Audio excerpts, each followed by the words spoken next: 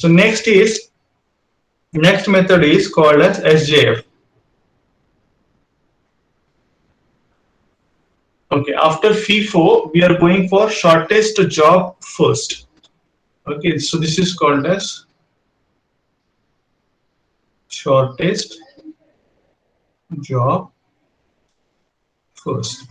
Okay, and this SJF, this shortest job means what is shortest in this case? The shortest this particular term refers to short burst, right? Short burst time, or you can say, right, or you can say a process which is having a shortest runtime. Shortest runtime first. So what we are going to have? We are going to have a shortest runtime first. So in this case, again, in this case, how the system is going to work? In this case, let us have a table of jobs. Okay. So this is what the data which you are going to have. Say for example. So this has process ID, the arrival time, and the burst time. So this is AT stands for arrival time, BT stands for burst time. This is PID. So this is 1, this is 2, and this is 3. So this is arrived at 10.00. It takes 2 hours. 10.10, it takes 1 hour. And 10.20, it takes 0.25 hours. Okay, so in case of shortest burst time, we will wait. Here the important point is important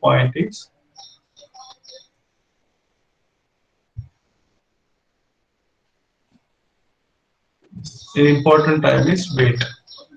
Okay, important point is wait time. Okay, so look at here at 10.00, we just have one process to finish with, and what is that? That is nothing but 10.00. At 10.00, we have this only one job. Okay, so we will start processing this particular system at 10.00. Okay, so if in case of the 10.00, we'll say the processing will be, in this case, process ID, PID, process ID, then it's arrival time, then the start time,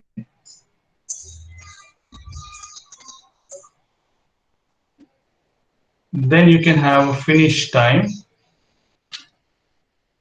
then you can have a turn around time, TAT. Okay, so you're going to calculate this. So your process ID is 1. Arrival time is at 10.00. You don't have any system, any process, any other process. So at this is the start time of this particular process, and it will be finished at 12.00. So turnaround time it takes is 2 hours. Okay, so at 12.00, at 12.00, we have two systems in queue, two processes in queue. Okay, two processes, that is process number 2 and process number 3. Because if you look at this, you started at 10.00, right, and you process it for 2 hours. So it will be 12.00. But in between this, at 10.10 and at 10.20, you have two processes arrived in your queue. So means what? Till this particular time, you already have two processes. So you need to select a process which has lesser burst time. So at this you are going to execute. At this you are going to execute the third process, P3, and you will finish it by 12.25. So so it is 12.00. The start time is 12.00 now. Okay. So arrival time of process 3 will be, just just a minute. This is process 3, and arrival time of this process will be, just a minute, 10.25. So you can say 10.25, and you just finish it by start time is process is 10.1 12.00. You are going to finish it by 12 point. Uh, you're going to finish it by 12.25. So 12.25 and this 10.25, again it is going to be 2 hours. Okay, then you're going for this. This is at 12.25. You are going to, this is arrival time is say 10.10. So this is arrival time is 10.10, and you started at 12.25. You finish it at 13.25. So this is nothing but, okay, this is how much it is. This is 3 hours 05, right? So 10.10, 10.20 minus, say here, yeah, this is 3.5. Okay, 3.05, 3.05 hours. Okay, so you need to calculate the turnaround time here. Total turnaround time to total TAT. So total TAT is nothing but 7.05. So 7.05. Previously also we are going to have 7.90. So here it is 7.05. Getting me? It is 7.05. So 7.05 divided by 3. So this is nothing but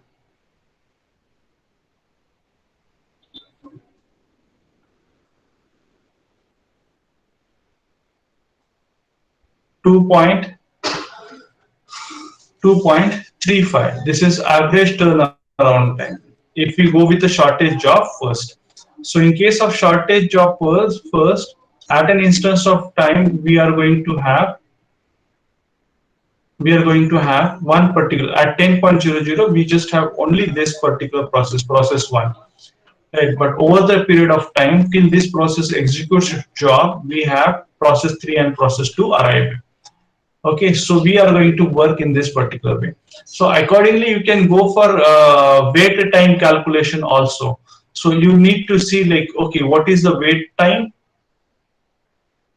So if you look at this, the wait time calculation here, so this process requires 0 wait time because it is arrived, it is started, and it is executed. Now, but if you look at this is arrived at 10.25, but started as 12.0 or 12.00.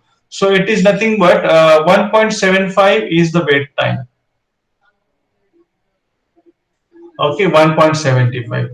Now this is started at 10 point, process 3 has 1.75 wait time, and at the same time you can see process P2 is arrived at 10.10. So this is going to be like, okay, this is considered as 10.20. Okay, so see, if it is arrived at 10.10, this is going to be 10.15 time, 10.10 actually, 10.15, right? So 10.15.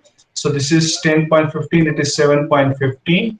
So this has to be modified. 7.15 divided by 3. So you can go for this. This is nothing but 2. 3 2s are 6. 1. 3, 3,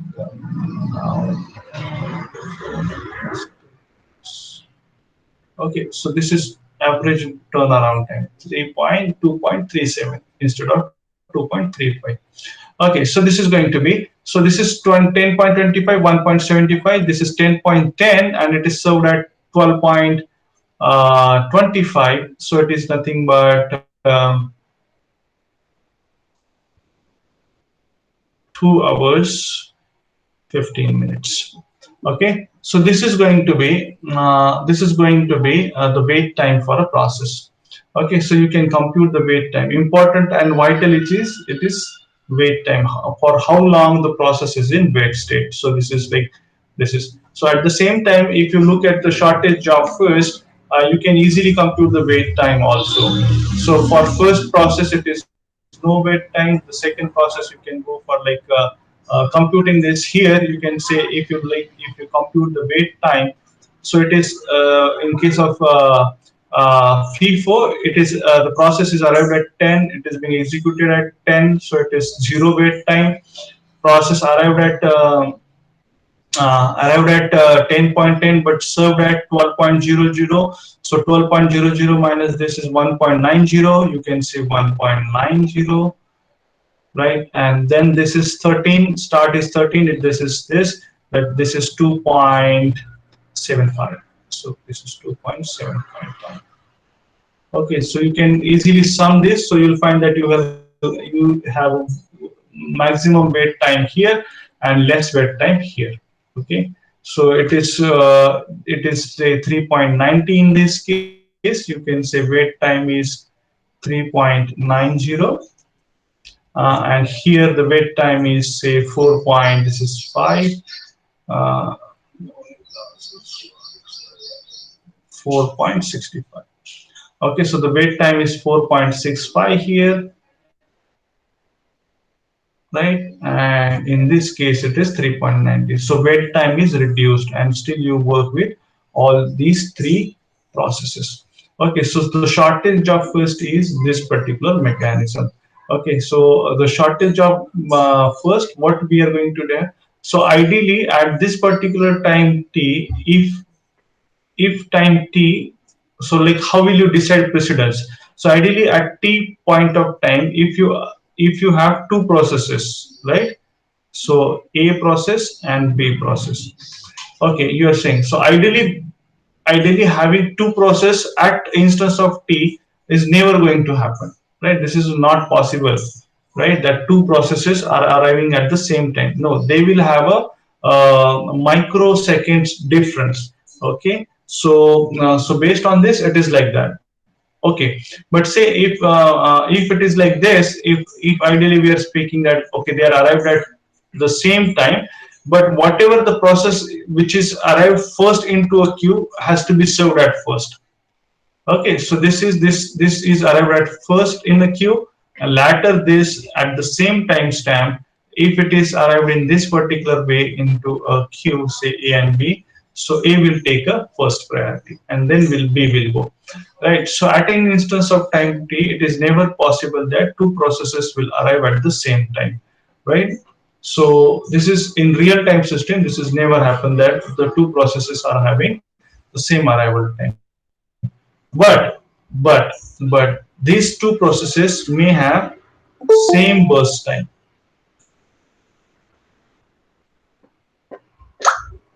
right? They may have a same burst time, or they may have a same runtime.